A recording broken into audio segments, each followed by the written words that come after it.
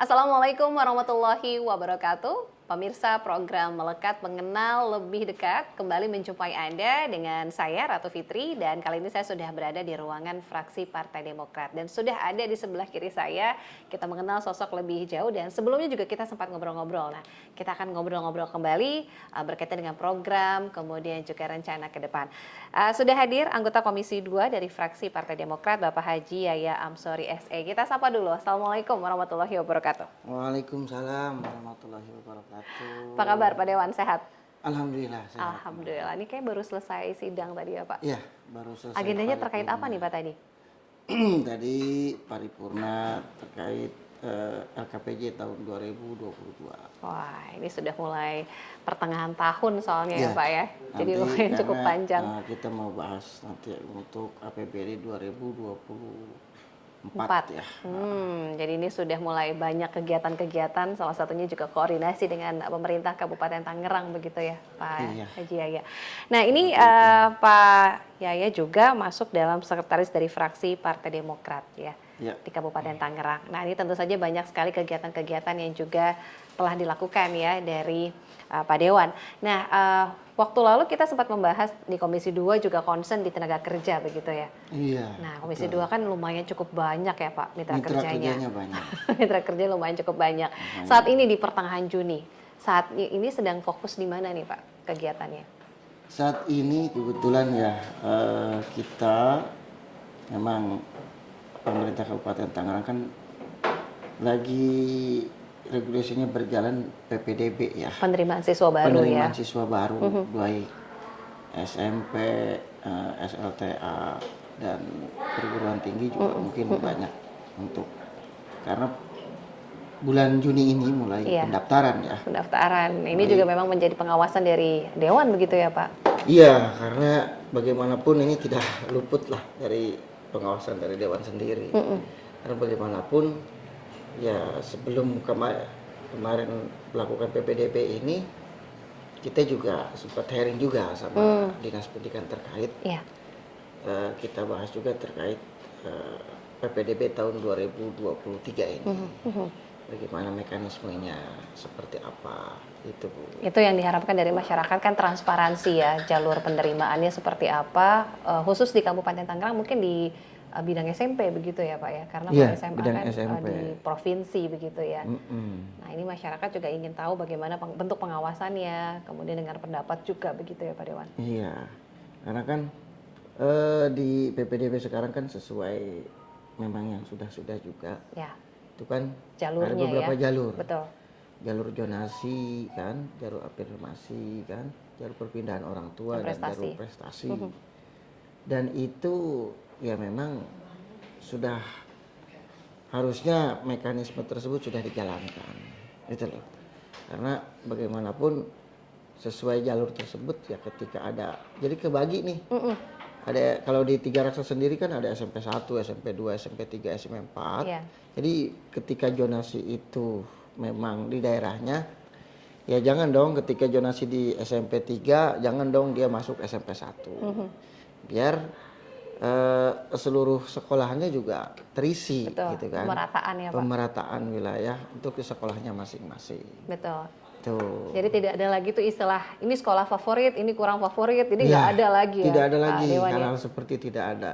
Semua kita pemerataan. Pemerataan, jadi tidak ada lagi yang lebih menonjol. Jadi jarak 6 km, 0 sampai 6 km yang masuk dalam zonasi Ya, dari domisili. kalau tergantung tidak juga salah sih ya. Mbak, nggak juga 0 sampai 6 km. Kalau di daerah tersebut penduduknya memang banyak, ya itu tadinya 6 km bisa berubah, turun lagi, berubah. Disesuaikan begitu ya. Disesuaikan karena ketika mungkin di SMP 1 Tiga Raksa banyak yang ingin ke situ. Ketika jalur 6 km itu melebihi kuota yang diterima hanya berapa siswa, nggak mungkin juga dong. Kapasitas ya. Per kapasitas mau duduk di mana mereka, kan begitu. Nggak mungkin bawa dari rumah ya, Ya, Pak. jadi ya otomatis pihak sekolah juga bikin ketentuan tersendiri dalam hal itu agar tidak terlalu berlebih juga di setiap kelasnya, seperti itu. Ya, jadi disesuaikan dengan tadi ya jarak dan juga jumlah dari kapasitas sekolah tersebut, bagaimana daya tampungnya, apakah memang juga masih bisa atau tidak begitu ya, disesuaikan tadi. Tapi sejauh ini ada masukan dari masyarakat tidak Pak dengan adanya PPDB saat ini? Ya kalau masyarakat sih ingin ya ketika mungkin ada juga ya yang sekolah misal di zonasinya SMP 1. Nah ketika penduduknya banyak, perumahan banyak ya, masuk ke SMP 1 tapi dia tidak, ya tadi 6 kilo itu tidak masuk. Jadi masuknya 3 kilo. Nah dia tuh ada SMP 2 harusnya. Kekeh ke SMP 1 kan kadang-kadang seperti itu masyarakat. Ya harusnya masyarakat juga memahami hal tersebut agar kita ini pemerataan untuk para siswa agar tidak terjadi mungkin di SMP nggak adalah favorit lah, pemerataan semua jumlah sekolahnya rata, jumlah siswanya rata, seperti itu. Betul, dan termasuk juga pada saat pengisian data dan lain kan sistemnya online. Ini kan tentu saja ada koordinasi, walaupun ini masuknya ke Dinas Kominfo ya Pak ya. Seperti apa Pak mungkin dari Dinas Pendidikan sendiri untuk mengatasi problem terkait dengan jaringan begitu?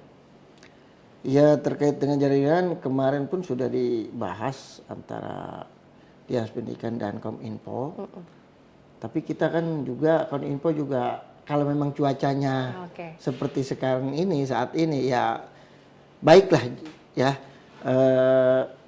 Jaringan bagus segala macam, tapi ketika cuacanya berubah kan kita tidak tahu juga ya. Ada hal-hal seperti itu, tapi mudah-mudahan PPDB ini kan kalau SMP 1 sudah buka malah ya, mudah-mudahan untuk jaringan aman lah. Aman ya. Aman. Nah ini mungkin juga para orang tua calon siswa juga mungkin bisa juga datang ke sekolah jika mungkin mengalami kendala ya. Betul. Jadi antara online dan offline ini juga harus bersamaan begitu, agar karena waktunya kan juga terbatas ya Pak ya. Terbatas, waktunya terbatas. Cuma ada setiap sekolah menyediakan.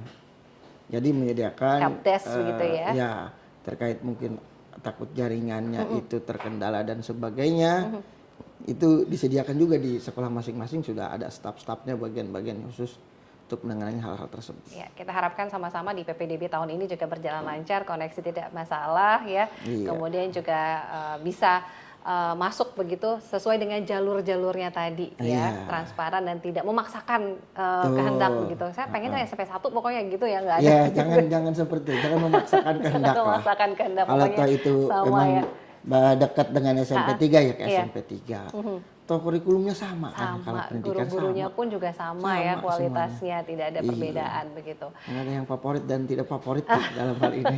Betul setuju nih Pak, ini terkait dengan hal ini. Ini juga menarik ya terkait dengan PPDB. Selain PPDB tentu saja mitra kerja dari Komisi 2 ini juga berkaitan dengan usaha mikro. Nah ini juga menarik sekali nih, bagaimana concernnya para dewan di Komisi 2 terutama bagaimana juga membangkitkan usaha-usaha mikro, walaupun memang kita sudah lama nih dari pandemi, tapi tentu saja bagaimana membuka peluang usaha begitu.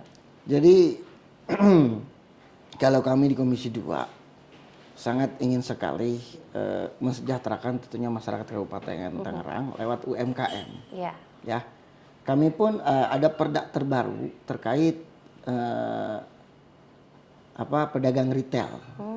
Pedagang retail itu para UMKM itu sebenarnya ketika ini perda sudah jadi dan sekarang lagi dibahas di provinsi.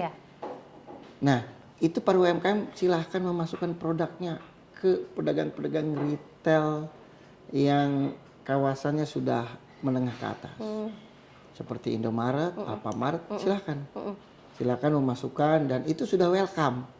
Kami dengan pihak Alfamart dan Indomaret pun ketika memang perda itu dibuat sudah welcome mereka, silakan untuk membawa produk-produknya ke Alfamart dan Indomaret. Kalau mereka kesusahan bisa menghubungi juga anggota-anggota dewan terkait, dan mungkin karena perda ini belum jadi juga bisa, kalau sudah jadi juga kita bisa sosialisasikan ke masyarakat. Bagaimana caranya agar kita bisa bantu UMKM untuk lebih baik dan untuk lebih maju.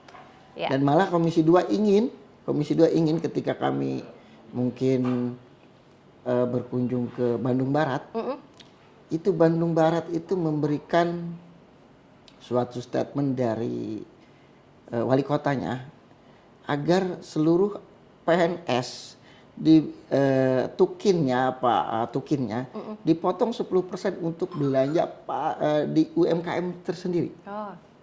Belanja tersendiri 10%-nya. Iya. Itu sifatnya himbauan dari di sana wakil wali kota Bandung Barat. Untuk membantu para pelaku Ya, usaha kecil jadi, tadi ya. Ya, dibelinya pokoknya harus beli produk UMKM semua. Wah. Kan itu bisa baik Iya, ya betul, kalau ada betul. di Kabupaten Tangerang. Iya. Jadi para UMKM nih ya udah mulai bergairah lagi untuk perekonomiannya. Betul, betul. Karena kita habis dihantam badai COVID, ya memang terpuruk bukan saja UMKM tapi memang Semua sektor, Kabupaten ya. Tangerang semua. Betul. Semua, tapi mudah-mudahan lah kita mulai merangkak lagi. Mudah-mudahan pemerintah daerah juga saling support antara anggota dewan dengan pemerintah daerah, dan kita membawahi seluruh masyarakat Kabupaten Tangerang bagaimana caranya mereka harus bisa maju para UMKM-nya. Dan saya pun sangat ingin sekali para UMKM itu memang disupport, didukung oleh pemerintah Kabupaten Tangerang. Betul, betul. Pemulihan Itu. ekonomi nasional ya. Ya, Bagaimana dimulai seperti dari itu. pelaku usaha kecil yang memang juga tentunya butuh concern dan dukungan semua pihak ya. Ini mungkin bisa diadaptasi juga dari Bandung tadi ya Pak ya. Iya. Bisa diadaptasi juga bagaimana untuk bisa membantu kemudian memasarkan. Apalagi kalau sudah di satu instansi, otomatis kan gampang sekali untuk promosinya juga. Begitu. Terakhir nih Pak Dewan, sebelum kita ke closing statement. Ini kan sudah mulai mendekati tahun politik. Persiapan apa sih Pak? Ya, persiapan seperti biasalah. Kembali mencalonkan diri, Pak Dewan? Insya Allah. Insya Allah. Kita kembali mencalonkan diri tahun 2024 besok. Insya Allah ya. Persiapan seperti biasa kalau kita mau berpolitik, ya seperti itulah. Jadi tentu saja dukungan dari masyarakat juga nih. Dari Dapil? Dapil 1. Dapil 1. Dapil 1. Semoga masyarakat yang saya sudah support juga feedback balik mensupport saya ketika saya ingin duduk kembali. Insya Allah ya. Gitu. Mudah-mudahan. Mudah-mudahan. Tapi ya sesuai peribahasa mengatakan ikhtiar tidak akan mengkhianati hasil. Betul, setuju sekali. Udah sekarang ikhtiar aja, kita bekerja aja. Maksimal ya. Iya, kita bekerja maksimal. Silakan rakyat hasilnya nanti diserahkan. Menilai, silakan rakyat memilih calon-calon wakilnya. Itu saja. Amin, amin, amin. Ini tidak terasa nih, tentunya sudah hampir kebersamaan kita sedikit tadi, tapi mungkin mudah-mudahan ini juga berkesan. Kemudian juga dengan program-program yang sudah dilakukan ya nanti juga masih akan terus berlanjut ya Pak di sisa masa jabatan kali ini, dan mudah-mudahan apa yang tadi disampaikan, dicita-citakan mudah-mudahan bisa terwujud dan amanah dari masyarakat khususnya dari Dapil 1 ya Pak ya, Kabupaten Tangerang bisa kembali terwujud. Terima kasih banyak Bapak sudah bergabung di program Melekat kita kali ini, mengenal lebih dekat. Akhirnya saya Ratu Fitri mengucapkan terima kasih banyak atas kebersamaannya. Sampai jumpa. Assalamualaikum warahmatullahi wabarakatuh. Waalaikumsalam warahmatullahi wabarakatuh.